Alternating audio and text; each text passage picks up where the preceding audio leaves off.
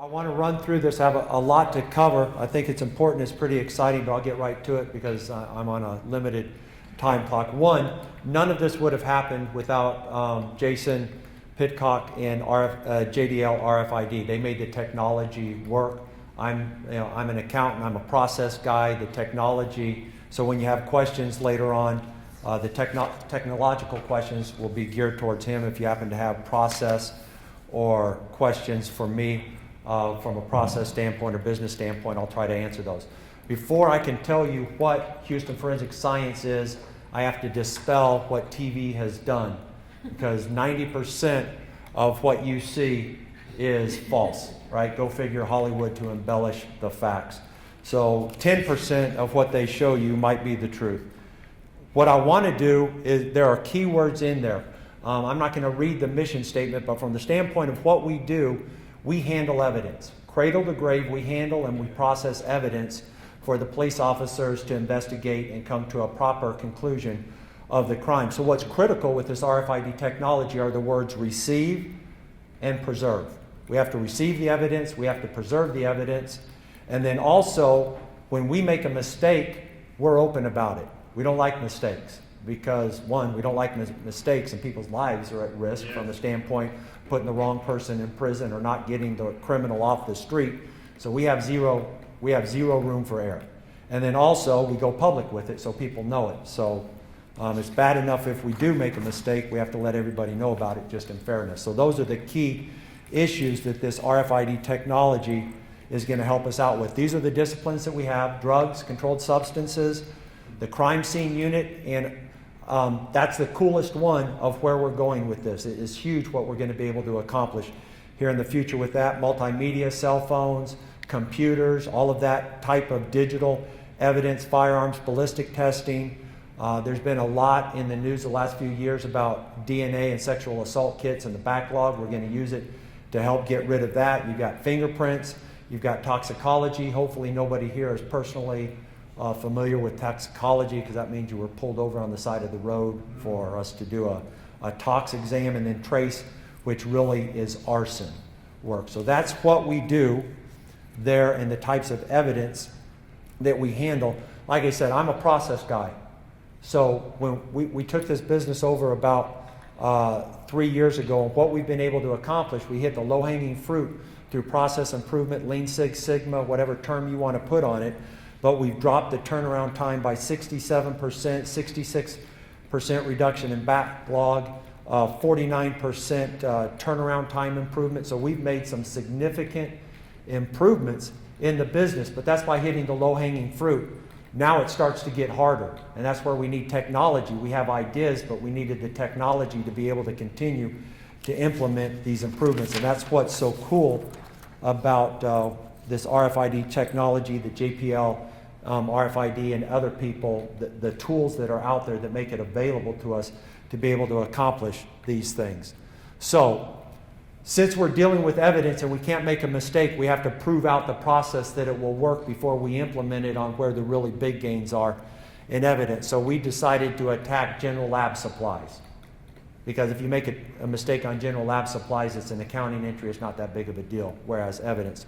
So this is what we wanted to do. Before, we had multiple persons processing orders for supplies. We had multiple quantities being ordered.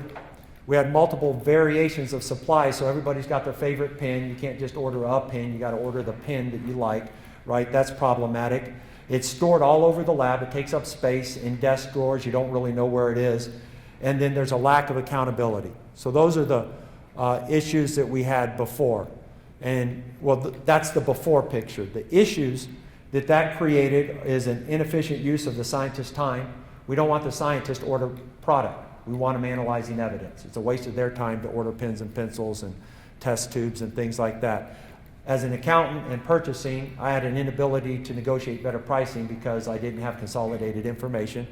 We had multiple types of the same product. That's wasteful and not good. And then we had wasted space, and we also had a difficulty in allocating the cost by department to come to our product line P&Ls. So what we did for a solution is we implemented a single storehouse for supplies, right? One place, one location. We control that by using the RFID technology. To be honest with you, what we accomplished, if it wasn't for RFID, we wouldn't have been able to do this. And then we created a single point for ordering supplies, and we used the RFID technology then to allocate those costs by department. And again, without this technology, we wouldn't have been able to do this. But don't lose sight of this. This is a pilot project for us to be able to handle evidence. That's where the real gains are. That's where the good stuff is going to happen. So a few pictures, being worth 1,000 words. That's before. We had, and that one was really clean and neat compared to what we really had, but I didn't have pictures because I didn't know we were going to be doing this when it really was. But that's a picture of before, and it was really a lot worse than that all over the lab, to what we have today, which is a meticulously cared for. Everything's in the right place. You know exactly where it is, what it is, and how much you have. So we went from sloppy all over the place to knowing exactly what we have. It's in one location. So how do we do this? Now the process is simple, but simple's good, right? The simpler the better. Simple is good. So if you want something from the supply, you walk in. When you walk in, you walk past that antenna. It knows that you just walked into the supply room, and when you did it, that's captured in the database. You go grab what you want. You don't have to be supervised, anything. You just go get it. You walk out, and when you walk out, you walk past an antenna. It knows who you are, what department you're in, and what you took. It's that simple. Nothing more to it. All that information then is captured in a database, which took some time to build. That's one of the issues, building the database to do that. But it's captured in a database, and then a report on a monthly basis, on a monthly month end is sent to accounting. We make the journal entries. We assign the cost to the department so we know who's using what. So that's how you get it out of the system. How do you order the product, right? You got to replenish it. Kanban system, I don't know if you're familiar with a Kanban system, but that is a physical cue for you to order, know when you've got to order and how much and who to order it from. So we have a Kanban system in place. Once that card becomes apparent that we need to order something, we prepare what's called a purchase request form. The purchase request form is then sent to the purchasing agent. They place the order. The items are received at one central location by one person. They update the spreadsheet, so we've got to get all that information into this database, and we've got to put tags on it, uniquely identifying what's in that database. That's a small picture. The technological questions can be answered by Jason. There's a database that was built. Each item has its own tag on it for tracking it, and the cost is associated with it. This machine right there that you see a picture of prints off these tags. The tags are placed on the supply items. You can see a picture of those tags there. I'm sure you guys have seen this stuff before. The tags are placed on it. You put the supplies on the shelf where they belong, right? And you're done, except for you perform cycle counts. Now, this isn't the typical accountant cycle count where you go in and count all this stuff and figure it out. We have a handheld, and this thing is cool. You walk around and you literally go like this. We don't count stuff. You just wave it. And it automatically tells you what you have. So a physical inventory that used to take hours takes seconds. And it automatically reconciles what is in the system and what's on the shelf, and it tells you what's missing or what's there that hasn't been recorded, and then you spend all your time fixing the problems, right? Instead of trying to find out if you have problems. So it's simple, but that's it. So we went from a manual process to this. So pretty cool stuff. So we had some challenges along the way, as you can imagine. We wanted, getting the operational personnel to let go of ordering the supplies themselves was a big hurdle because they wanted to order what they wanted, and we wanted to control that. Getting operational personnel to agree with the types of pins or gloves that everybody would use instead of everybody wasting time getting exactly what they wanted. Getting the antennas to actually read only what you wanted it to read. You can't have it read everything. You had to dial it down. Again, those are questions for Jason. Okay. Determining how to handle the cost. The last two are accounting stuff. I assume none of you are really interested in the accounting side of it. Key learnings that we had. And I'm going to have to speed up a little bit for me to give time to get to the cool stuff. Get a really good RFID partner. Absolutely critical. And Jason and his team are spot on. Wouldn't have happened without him. And we're going to continue to use them. So make sure you get a good partner. Absolutely critical. Get all the parties who are involved in it involved up front so they know what's going on.